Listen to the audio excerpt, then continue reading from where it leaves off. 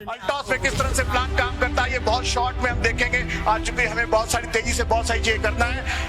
Earn retail profit, personal purchase incentive, leadership royalty, differential income, referral income, royalty match income, royal crown, annual bonus, national international, ये different income मिलती है। किस तरह से मिलती है बहुत शॉर्ट में हम लोग देखते हैं।